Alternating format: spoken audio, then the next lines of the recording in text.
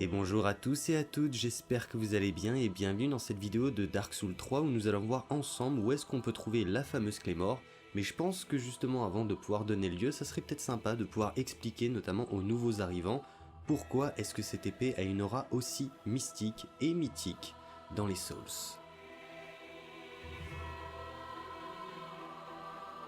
Alors il faut savoir déjà que c'est une épée que vous trouvez dès le premier épisode entre guillemets, sorti en 2009 au Japon, en 2010 de par chez nous, je parle bien sûr de Demon's Souls. Mais son aura ne sera vraiment acquise qu'à partir de Dark Souls, premier du nom, lui sorti en 2011. Et vous trouverez notamment celle-ci, pour ceux qui s'en rappellent, chère à vos souvenirs, à côté de la paroisse des morts-vivants ou à la paroisse des morts-vivants, sur le pont où il y a le dragon, et entre les deux, à côté des escaliers, vous avez la fameuse Claymore. Alors encore une fois, la question qu'on pourrait peut-être se poser, c'est pourquoi est-ce que cette épée a acquis une si grande notoriété auprès des joueurs? Premièrement parce que dans le lieu dit, qui est à côté de la paroisse des morts-vivants, ou en tout cas sur le pont de la paroisse des morts-vivants dans Dark Souls 1, c'est un endroit qui est relativement au début du jeu, donc de très nombreux joueurs, lorsqu'ils ont commencé leur partie, ont fait l'acquisition de cette épée, et il faut savoir que dans cette série, généralement les joueurs s'attachent beaucoup à leur équipement, mais surtout à leurs armes. Là vous allez me dire sûrement ok, mais qu'est-ce qui la différencie vraiment des autres épées? Alors il faut savoir que c'est une épée classée en termes de lourde, et qu'au niveau de son moveset, il est assez complet. Comprenez par là en termes de moveset, c'est-à-dire mouvement de l'épée, pour ceux qui auraient peut-être un petit peu de mal. Et quand je dis complet, c'est tout simplement parce qu'elle possède des coups horizontaux, verticaux, mais également des stocks, donc de l'arrière vers l'avant. Et ceci est quand même assez non négligeable au sein du jeu, puisque chaque arme possède son moveset, donc ses mouvements qui lui sont propres, et en plus cela varie selon la position dans laquelle vous vous tenez, donc c'est-à-dire si vous tenez votre épée à deux mains ou à une main. Et quand il s'agit de balayer à large, on peut dire que la Claymore est plutôt forte de ce côté-là. Elle possède une bonne allonge, bon certes elle est un petit peu lourde, mais fait de larges dégâts, et elle possède une évolution très intéressante en ce qui concerne ceci, puisque vous pouvez faire extrêmement mal à la fin du jeu, sachant que vous commencez déjà avec une bonne dose de DPS dès le départ. Et pour finir, on peut dire qu'elle possède une hitbox assez généreuse, ce qui a fait quand même beaucoup la joie des joueurs certes PvE, mais surtout des joueurs PvP, vous en doutez bien, puisqu'elle peut aller un petit peu plus loin que le bout de la pointe de son épée. J'espère en tout cas pour les derniers arrivants que vous comprenez peut-être un peu mieux pourquoi cette épée a obtenu une aura assez particulière dans la série, et je vous propose juste 2 petites secondes avant justement de vous montrer l'emplacement au sein de Dark Souls 3 de revenir un petit peu sur son histoire. Alors il faut savoir que c'est une épée lourde qui date de la fin du XIIIe siècle et qui perdurera jusqu'à peu près la fin du XVIIIe siècle, et la petite particularité assez drôle dans l'histoire, oui, je vous le donne dans le mille, c'est une épée écossaise et c'est pas n'importe laquelle, c'est celle des Highlanders. Oui je sais, là vous allez me dire forcément, tu te fous de notre gueule là, attends Christophe Lambert il a pas de Claymore dans Highlanders, il a une épée japonaise, il a un katana. Pardon. Et vous avez absolument raison, puisque dans ce film sorti en 1986, Christophe Lambert manie bien un katana et non une Claymore. Même s'il faut spécifier tout de même que Highlanders à la base ce sont quand même les guerriers écossais qui maniaient une Claymore et qui étaient issus justement de la région située au nord-est de l'Écosse, qui est appelée Highland, ou Terre Haute en français si vous préférez. Donc dans la réalité c'est une épée lourde mais pas spécialement grande, elle fait 1m30 donc c'est-à-dire 1 mètre de lame pour 30 cm de manche. C'est pas forcément l'épée la plus grande qui soit. Par contre, et c'est ça qui est intéressant je trouve, c'est que c'est la seule épée historique à être portée dans le dos, contrairement à toutes les autres qui sont portées attachées à la selle.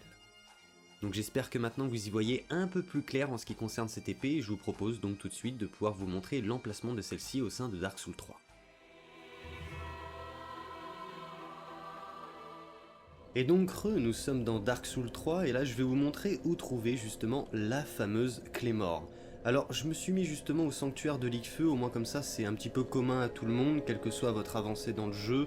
Je pense que ça me paraît cool, voilà, et puis en plus avec le petit hub un petit peu qui fera penser pour les anciens joueurs à la Demon's Souls, que demander de mieux.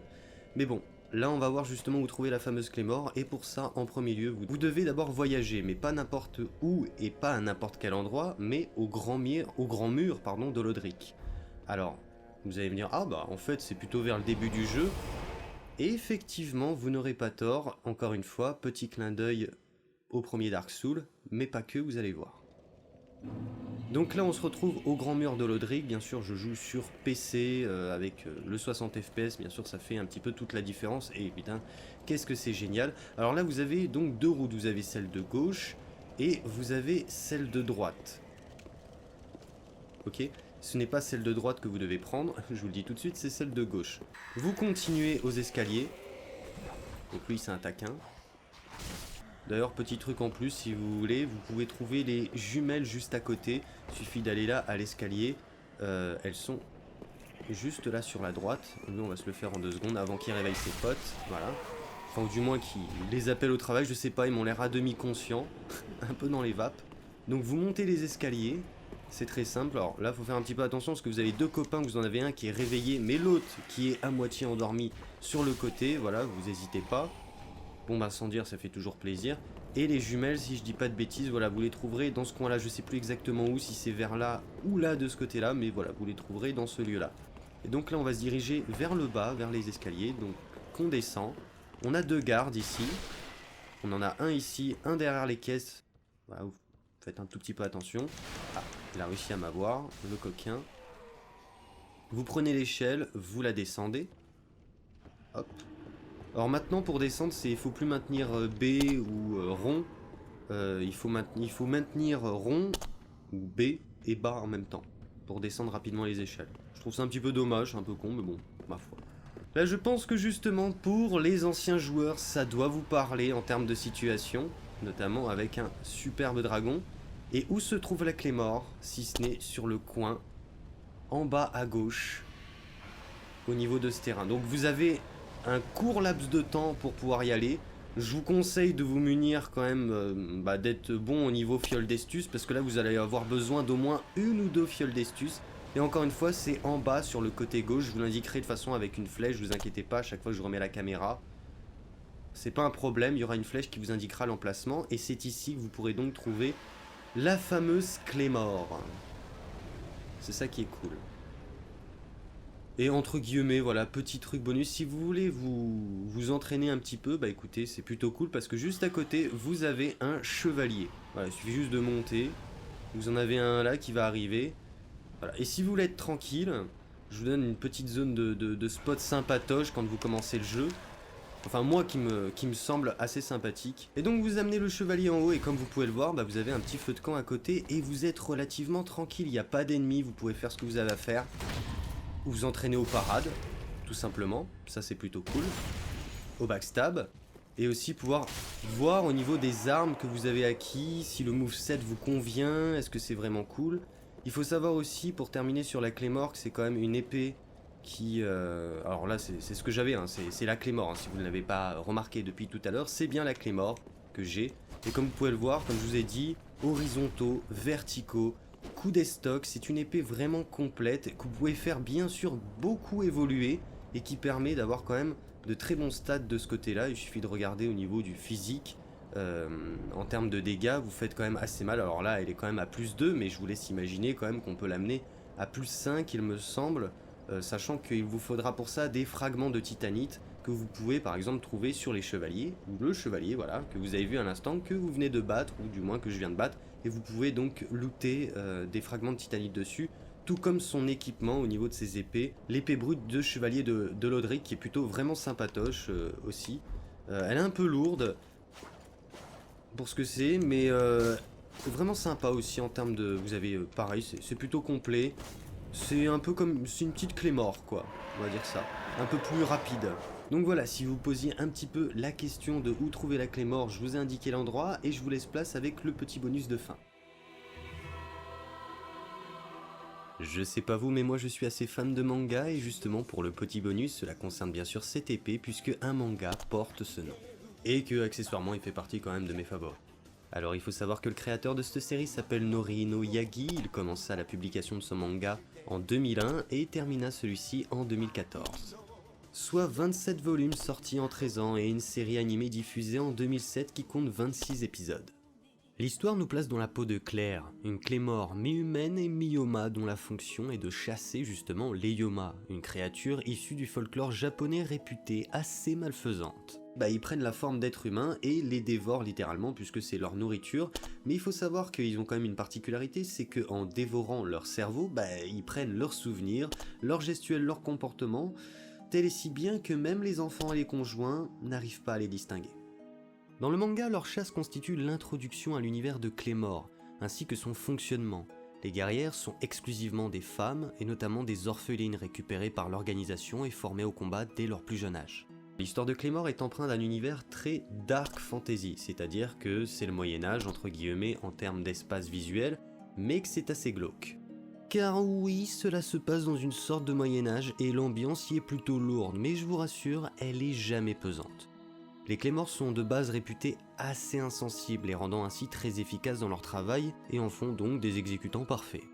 Et en ce qui concerne Claire, c'est une sorte d'anomalie au sein de l'organisation car elle s'attache à Raki, un garçon orphelin qu'elle a sauvé des griffes des Yoma et qui la renvoie par là même à son propre passé avec Teresa, la timide souriante ex numéro 1 de l'organisation. Le scénario apparaît dans un premier temps très simple, il viendra s'étoffer au fur et à mesure qu'il se dévoile, laissant ainsi éclater les différents protagonistes dans le manga ou à l'écran, que ce soit Teresa qui fut la raison de Claire pour entrer dans l'organisation, Myria, l'enfant terrible, ou encore Jeanne, amie fidèle et défiant les lois sociales chez les Claymores liées à leur numéro représentant leur puissance.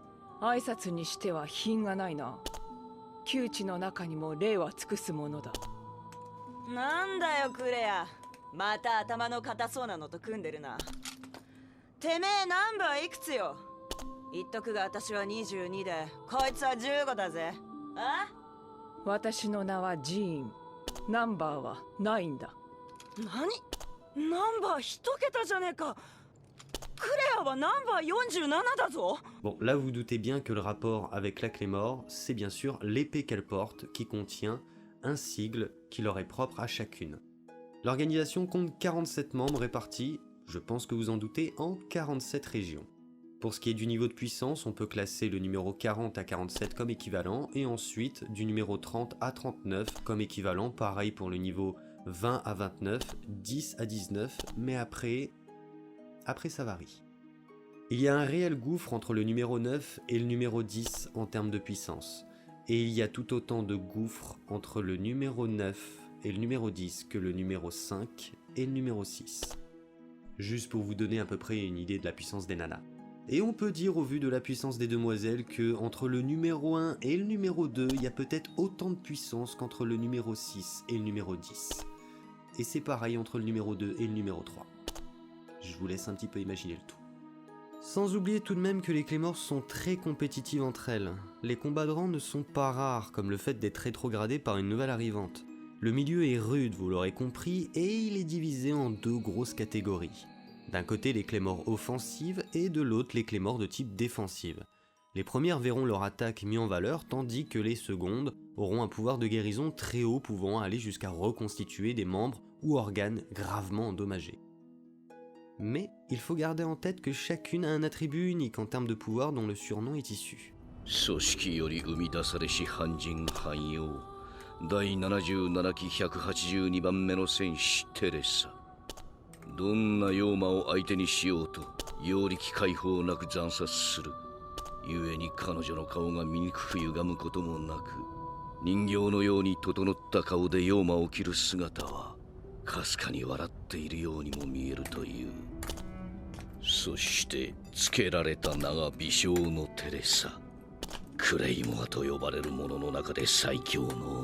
Mais ça, je vous laisse découvrir en temps et en heure si vous avez bien sûr envie de découvrir cette série qui moi personnellement m'a beaucoup marqué. J'ai énormément adoré le personnage de Claire, que ce soit celui de Teresa et bien sûr bien d'autres, Jeanne, etc. Enfin bon, je vais pas vous citer tous les personnages de long en large. C'est aussi un anime qui m'a beaucoup touché émotionnellement parlant, je l'ai trouvé vraiment assez vrai dans sa manière de faire.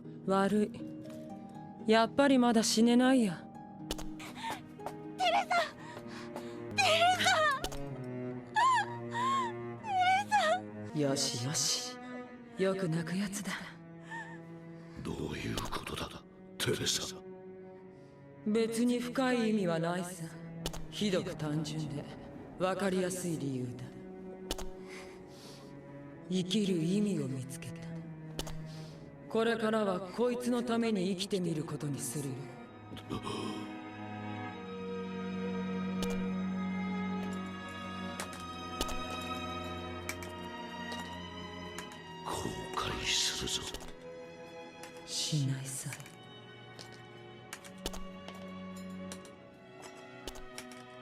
するはずがない。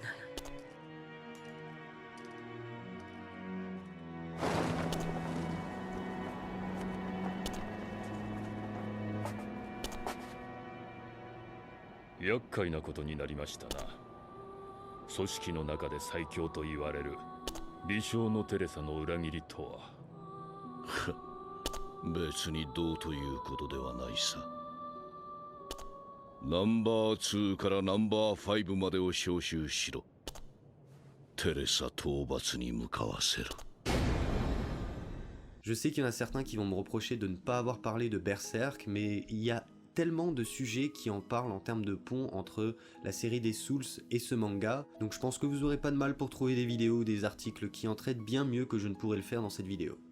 Et c'est tout pour cette vidéo. Je vous remercie en tout cas de l'avoir regardé, je vous rappelle modestement que vous pouvez vous abonner, et ce en cliquant justement sur cette magnifique épée qui apparaît sur le côté, afin de soutenir cette initiative vidéoludique indépendante dans le monde du jeu vidéo, puisque je ne fais pas de placement de produits, je reste indépendant afin de pouvoir garder un ton libre et clair. Et bien sûr, si vous avez aimé la vidéo et que vous voulez m'aider, il suffit tout simplement de liker celle-ci et bien sûr de la partager.